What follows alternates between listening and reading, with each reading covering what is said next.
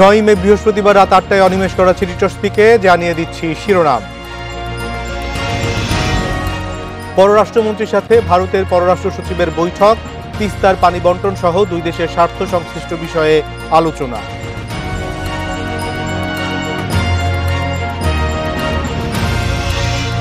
চিত্রনায়ক সোহেল চৌধুরী হত্যা মামলায় আজিজ মোহাম্মদ ভাইসহ 3 জনের যাবজ্জীবন, 25 বছর পর রায়।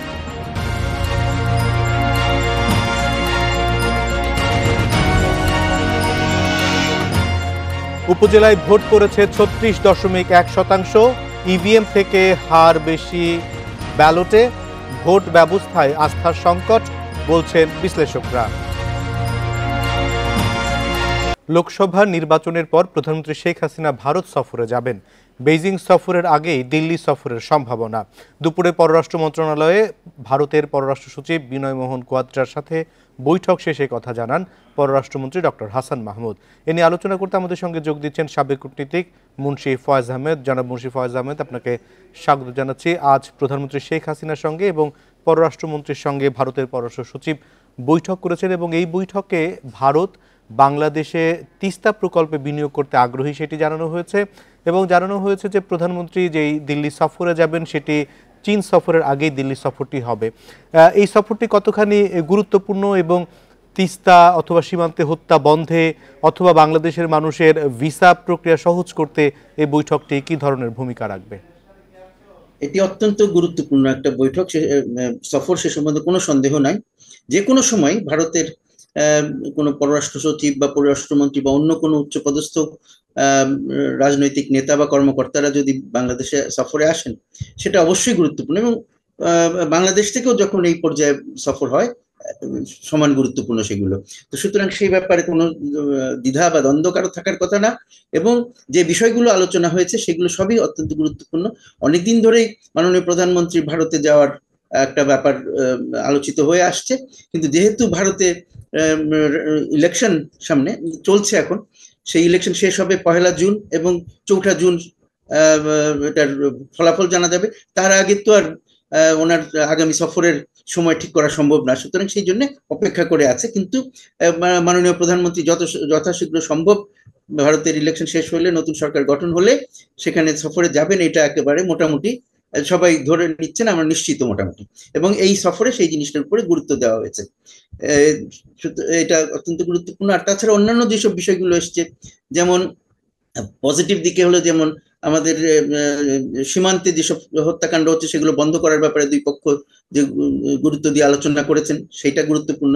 তারপরে ব্যবসা বাণিজ্য নানান ক্ষেত্রে নানান বিষয় নিয়ে আলাপ আলোচনা হয়েছে, ভিসার বিষয় নিয়ে আলোচনা হয়েছে এবং সেখানে কেন এখন কিছুটা সময় লাগছে, বেশি দীর্ঘসূত্রিতা হচ্ছে, সেটা কিভাবে দূর করা হবে সেগুলো নিয়ে দীর্ঘ আলোচনা হয়েছে। এবং ভারতীয় পররাষ্ট্র সচিব মোটামুটি একটা আশ্বাস দিয়েছেন যে আগামী কিছুদিনের মধ্যেই অবস্থা কেটে যাবে, কারণ তারা যাতে এই সময় কম লাগে আরো সেই জন্য ব্যবস্থা গ্রহণ করছেন, লোকবল বাড়াচ্ছেন ইত্যাদি। তো কিন্তু তারপরে যেটা গুরুত্বপূর্ণ বিষয়, যেটা খুব গুরুত্বপূর্ণ, আমরা আমাদের কাছে প্রতিদিন যেটা কথা আমরা ভাবি, সেটা হলো পানি, তিস্তার পানি।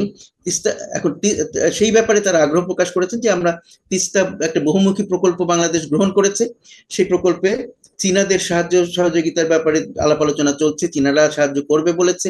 সেখানে এখন ভারতও আগ্রহ প্রকাশ করেছে, তারাও সেখানে তারা অর্থ বিনিয়োগ করতে প্রস্তুত বা আগ্রহ দেখাচ্ছে। এখানে একটি প্রশ্ন, বাংলাদেশ আমার মনে হয় ইন কনফিডেন্স, যথেষ্ট ডিসক্রিটলি তারা আমাদের বন্ধুদেরকে বলা উচিত যে দেখো, তোমরা যে তিস্তায় আমাদেরকে পানি দিতে যেও দিচ্ছ না, তার কারণে তো আমাদেরকে প্রজেক্টটা একরকম করে করা হচ্ছে। আমাদের যদি পানির গ্যারান্টি থাকতো, তিস্তার ওই পার থেকে এপারে পানির গ্যারান্টি থাকতো যে না এই সময় মতন এইভাবে পানি পাবো, তাহলে কিন্তু আমাদের প্রজেক্ট একরকম হতো। এখন যেহেতু পানির কোনো গ্যারান্টি নেই, প্রজেক্টটার অন্য একটা রূপ হয়েছে। তোমরা সেখানে কতটুকু সাহায্য করতে পারবে সেটা আমাদের ভালো করে জানা দরকার। তারা আমাদের প্রজেক্টটা বোঝা উচিত এবং তাদের পক্ষে কি করা সম্ভব সেটা আমাদের জানা উচিত। যখন এইগুলো ঠিক হবে, তখন তাদের যে বিনিয়োগের যে তারা টার্মস অ্যান্ড কন্ডিশনস আমাদেরকে দিতে চায় সেটা আমাদের যাচাই করে দেখা উচিত। এখন যেহেতু দুটো ঘনিষ্ঠ প্রতিবেশী আমাদেরকে সাহায্য করতে চায়, তো আমাদের বাস বিচার করে দেখার একটা সুযোগ তৈরি হয়েছে, এটা ভালো, কিন্তু সেইটা সুযোগটাকে আমাদের ভালোভাবে গ্রহণ করতে হবে। নিঃসন্দেহে একজনকে চটিয়ে জনাব ফয়েজ আরেকজনের আহমেদ, আমাদেরও চোখ থাকবে এই সফরটি কবে হয় এবং সেই সফরে তিস্তা বিষয়ে কি অগ্রগতি থাকে। আপনাকে অনেক ধন্যবাদ আমাদেরকে সময় দেবার জন্য। চিত্রনায়ক সোহেল চৌধুরী হত্যা মামলার রায়ে মূল পরিকল্পনাকারী আজিজ মোহাম্মদ ভাই সহ ৩ জনকে যাবজ্জীবন কারাদণ্ড দেয়া হয়েছে। চার্জশিটে উল্লেখ থাকা 4 ভাড়াটে খুনি সহ 6 আসামি পেয়েছে খালাস। হত্যাকাণ্ডের 25 বছর পর বৃহস্পতিবার এই রায় দেয় ঢাকার দ্রুত বিচার ট্রাইব্যুনাল 2। সাক্ষীরা গা বাঁচিয়ে সাক্ষ্য দিয়েছেন বলে উল্লেখ করা হয় রায়ে। 1998 সালের 17 ডিসেম্বর রাতে রাজধানীর বনানী ট্রাম্পস ক্লাবে গুলি করে হত্যা করা হয় চিত্রনায়ক সোহেল চৌধুরীকে। 2 যুগেরও বেশি সময় পর বৃহস্পতিবার দুপুরে মামলার রায় দেন ঢাকা দ্রুত বিচার ট্রাইব্যুনাল 2-এর বিচারক অরুণাভ চক্রবর্তী। 38 জন সাক্ষীর মধ্যে সাক্ষ্য দেয়া 10 জনই সত্য গোপন করতে দায়সারা সাক্ষ্য দিয়েছেন বলে শুরুতে জানিয়ে দেন আদালত। এরপরই মামলার 9 আসামির 6 জনকে খালাস দিয়ে আজিজ মোহাম্মদ ভাই, ট্রাম্পস ক্লাবের মালিক আফাকুল ইসলাম ওরফে বান্টি ইসলাম এবং আদনান সিদ্দিকীকে যাবজ্জীবন কারাদণ্ড দেয়া হয়। সাক্ষী যেটা বলবে সেটা এভিডেন্ট। আদালতে রাষ্ট্রপক্ষ থেকে সাক্ষী যতটুকু এনেছে তারা কেউ এই ঘটনার কথা বলে নাই এবং তারা সাক্ষী দিয়েছে, তারা হলফ করে সাক্ষী দিয়েছে এবং তাদের ফ্যামিলি মেম্বারই অনেকে সাক্ষী দিতে আসে না। জুন মাসে যখন ক্লাবে গিয়েছিলেন এই ট্রান্স ক্লাবে, তখন সোহেল চৌধুরীর এক গার্লফ্রেন্ড সে আজিজ ভাই ইসে আসছে, আজিজ ভাই টেবিলে বসছেন, বসার পর এইটাকে নিয়ে সোহেল চৌধুরী তাকে গালিগালাজ করছেন এবং উনি তারপর দোকান থেকে চলে গেছেন। তারপর তো উনি দেশের বাইরে। আদালতে হাজির করা শীর্ষ সন্ত্রাসী সোহেল চৌধুরী হত্যা মামলার রায় নিয়ে এবং বিচার প্রক্রিয়া নিয়ে কথা বলতে আমাদের সঙ্গে যোগ দিচ্ছেন সুপ্রিম কোর্টের আইনজীবী ব্যারিস্টার ওমর ফারুক। ব্যারিস্টার ওমর ফারুক, আপনাকে স্বাগত জানাচ্ছি। আমরা দেখতে পাচ্ছি যে এই মামলার রায়ের বিচারক বলেছেন যে এত পুরনো মামলা এতদিন ধরে চলতে পারে না এবং এতদিন ধরে প্রায় 25 বছর পর এই মামলার রায় হলো। এই রায় কি মানে সন্তোষজনক কিনা, আপনার প্রতিক্রিয়া জানতে চাই। ধন্যবাদ আপনাকে, ধন্যবাদ যারা শুনছেন দেখছেন সবাইকে। প্রথম স্বস্তির জায়গা হলো যে অ্যাটলিস্ট রায়টা তো হলো, তার সন্তান তার পরিজন অন্তত একটা জায়গায় তো কিছুটা হলো স্বস্তি পেল যে ট্রায়াল কোর্টে রায় হয়েছে। বাংলাদেশে তো ধরেন এটি নতুন না যে আমাদের বিচারাঙ্গন, বিচার প্রক্রিয়া, এটি নিয়ে নানা প্রশ্ন নানা সময় হয়ে আসছে। বিজ্ঞ বিচারপতি যিনি বললেন ডকেট হারিয়েছে, এতদিনে বিচার হয়নি কেন, প্রসিকিউশনের নানাবিধ কথা উনি বলেছেন। কিন্তু আমার একটা প্রশ্ন, একজন আইনজীবী হিসেবে, সচেতন নাগরিক হিসেবে, উনি তো বিচার কার্য করবেন, শাস্তি দিবেন, অন্যায়, অত্যাচার, অবিচার এগুলোর বিচার করবেন। যাদের কাছে ডকেটটা ছিল নিশ্চয়ই একটা কিছু লোকের কাছে ডকেট ছিল, তারা দায়িত্ববান, তারা শপথ নিয়েই ডকেট রাখে। তাদের ব্যাপারে উনি কি বললেন, তাদের কি সাজা হলো? এই ডকেট যারা হারিয়েছেন, যারা লুকিয়েছেন, যারা এই ডকেট নিয়ে দুর্নীতি করেছেন, তাদের কি হলো? প্রসিকিউশন পাবলিক মানি দিয়ে চলে, আমাদের জনতার মানি দিয়ে প্রসিকিউশনের লয়ার, তাদের যদি গাফিলতি থাকে তাদের ব্যাপারে ওনার অবজারভেশন কি? তারা কি আবার নেক্সট মামলায়ও কি তারা থাকবেন প্রসিকিউশন হিসেবে? এই কতগুলো প্রশ্ন, এগুলোর সমাধানও কিন্তু জাজ সাহেবকে দিতে হবে। আজকে জাস্টিস ডিলেড, জাস্টিস ডিনাইড, এটি মেইন প্রিন্সিপাল। কিন্তু দুর্ভাগ্য আমাদের যে আমরা আজকে 53 বছর পরেও স্বাধীনতার আমরা এর থেকে বেরিয়ে আসতে পারিনি, তো বরঞ্চ আরো আমরা বিচারহীনতার ভিতর আছি। আমাদের প্রফেসর আবুল কাশেম ঢাকা বিশ্ববিদ্যালয়ের মনে আছে, তার সন্তানের ব্যাপারে বলছে বিচার কোথায় চাইবো, বা বিচারের প্রতি ওনাদের একটা অনাস্থা। এই যে মতিঝিলে এই যে খুনের পরে একটা নিরীহ বালিকা মেয়ে মরে গেছে, তার স্বজন বলছে আমরা কার কাছে বিচার দিব? আল্লাহর কাছে দিব। এই কথাগুলোর কিন্তু অনেক গুরুত্ব বহন করে। আমরা কেন জানি এই কথাগুলোকে নিচ্ছি না যারা নেওয়ার কথা। ওমর ফারুক, আমরা দেখতে পাচ্ছি এই মামলায় বলা হচ্ছে যে সাক্ষীরা গা বাঁচিয়ে সাক্ষ্য দিয়েছেন, এতে কি মামলার প্রক্রিয়া সঠিকভাবে গেছে? এটা তো বড় দুঃখজনক। এই কারণে বলছি দুঃখজনক, সাক্ষীরা সাক্ষী দিতে আসবে আইনের প্রতি শ্রদ্ধাশীল হয়ে এবং ফ্যাক্টর তারা। আমাদের দেশে আমরা দেখেছি যে এই সাক্ষী সুরক্ষা আইন নিয়ে কত কথা, সাক্ষীদের সুরক্ষার বিষয়, যারা ভিকটিম, যারা মামলা রুজু করে বাদী, তাদের সুরক্ষার কথা। এগুলোর জন্যই তো রাষ্ট্র, এগুলোর জন্যই তো পুলিশ, এগুলোর জন্যই তো বিভিন্ন বাহিনী, এগুলোর জন্যই তো আমরা ট্যাক্স দিয়ে ওদেরকে রাখি। কিন্তু এই যে সাক্ষীর ব্যাপারে ওয়ারেন্ট হয়েছে, তাদেরকে আনতে পারেনি, কেউ না কেউ তো দায়ী। তাদের ব্যাপারে আপনি কি করলেন?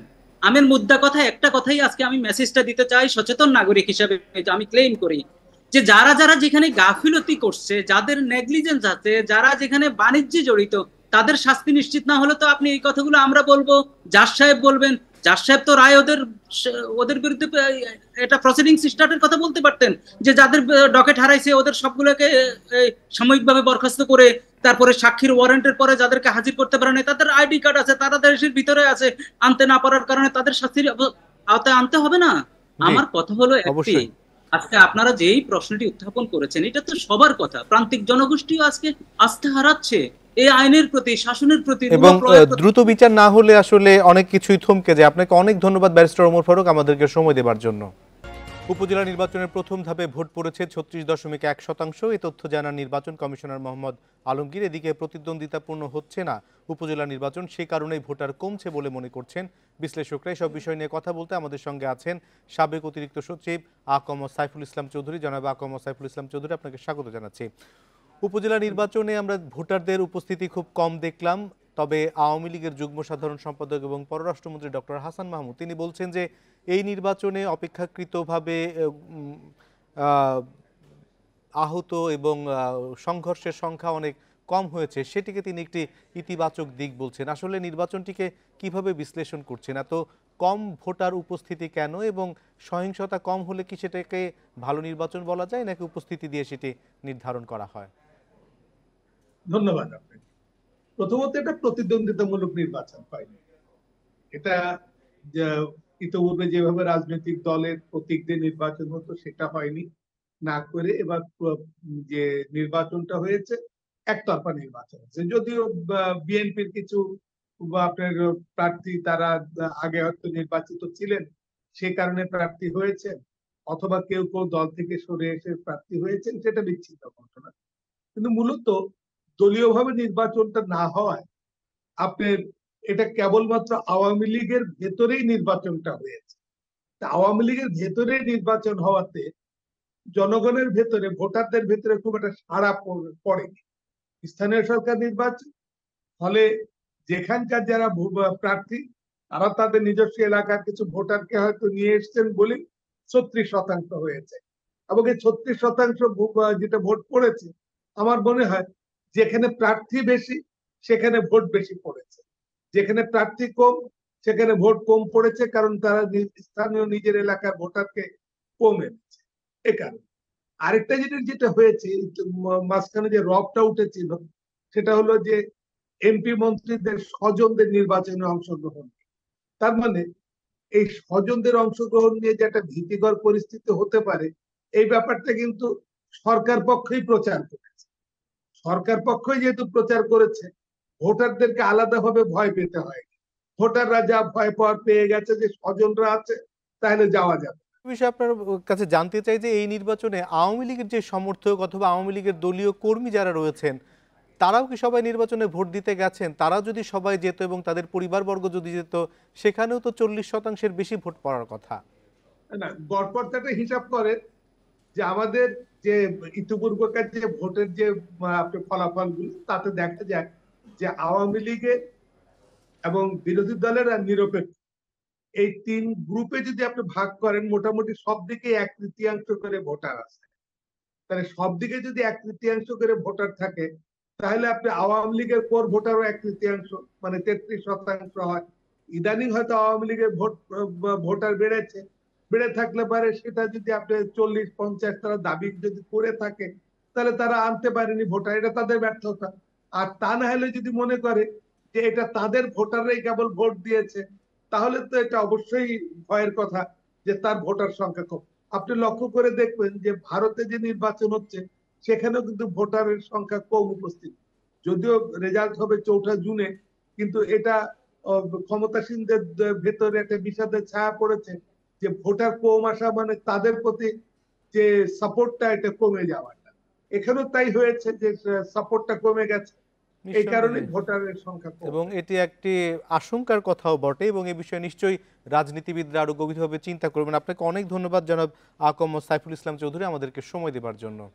গাজার রাফায় বড় ধরনের আগ্রাসন চালালে ইসরায়েলে অস্ত্র সরবরাহ বন্ধের হুঁশিয়ারি দিয়েছেন মার্কিন প্রেসিডেন্ট জো বাইডেন। গাজা আগ্রাসন শুরুর পর এই প্রথম সরাসরি ইসরায়েলকে সতর্ক করলেন তিনি। এসব বিষয় নিয়ে আলোচনা করতে আমাদের সঙ্গে যোগ দিচ্ছেন চট্টগ্রাম বিশ্ববিদ্যালয়ের আন্তর্জাতিক সম্পর্ক বিভাগের অধ্যাপক ডক্টর ফরিদুল আলম। ডক্টর ফরিদুল আলম, আপনাকে স্বাগত জানাচ্ছি। মার্কিন যুক্তরাষ্ট্র এখন যেসব কথা বলছেন এবং তারা বলছেন যে জো বাইডেন তিনি হুঁশিয়ারিও দিচ্ছেন, এটি কি শুধুমাত্র লোক দেখানো নাকি তাদের আসলে অন্য কোনো উদ্দেশ্য রয়েছে? না, কিছুটা লোক দেখানো, কিছুটা এখানে বিরক্তির বিষয় রয়েছে। কারণ আপনি জানেন যে কিছুদিন আগে জাতিসংঘ নিরাপত্তা পরিষদে সর্বসম্মতিক্রমে যুদ্ধবিরতির প্রস্তাব পাশ হয়েছে এবং তারপরেও সেখানে আমরা দেখলাম যে গাজাতে হত্যাযোগ্য বা হামলাযোগ্য থামছে না, সেগুলো চলেই আসছে। এবং এরই মধ্যে আপনি যে জানেন, আমরা সবাই জানি যে যুক্তরাষ্ট্র সহ সারা বিশ্ব জুড়ে ছাত্র বিক্ষোভের মতো ঘটনাগুলো চলছে। সবকিছু মিলে বাইডেন প্রশাসন একটি খুব নড়বড়ে অবস্থায় রয়েছে। শুধু তাই না, সাম্প্রতিক সময়ে ইউরোপে এই বিক্ষোভ ছড়িয়ে গেছে। এবং সবকিছু মিলে আমরা যেটা দেখছি যে গাজার যে পরিস্থিতি, ইসরায়েল যে কাজগুলো করছে, আপনি দেখেন যে এই গাজা থেকে বের হওয়ার 3টি সীমান্ত ক্রসিং আছে। 3টি সীমান্ত ক্রসিং এর 2টি এর আগে ইসরায়েল নিয়ন্ত্রণে নিয়েছিল। এখন রাফার যে ক্রসিংটি আছে, সেই ক্রসিংটিও তারা বন্ধ করে দিয়েছে, যেটি মিশরের সাথে যেটি রয়েছে দক্ষিণাঞ্চলে, সেটিও তারা বন্ধ করে দিয়েছে। যার ফলে যেটি হচ্ছে, মানুষজন সীমান্ত ক্রস করে মিশরে যেতে পারবে না। আবার এদিক দিয়ে আপনার মিশর থেকে যে ত্রাণবাহী যে গাড়িগুলো, সেগুলো ঢুকতে পারবে না। এই সব কিছু মিলে যে একটা যে মানবিক বিপর্যয় গাজাতে, বিশেষ করে দক্ষিণ গাজার রাফায় দেখা দিয়েছে।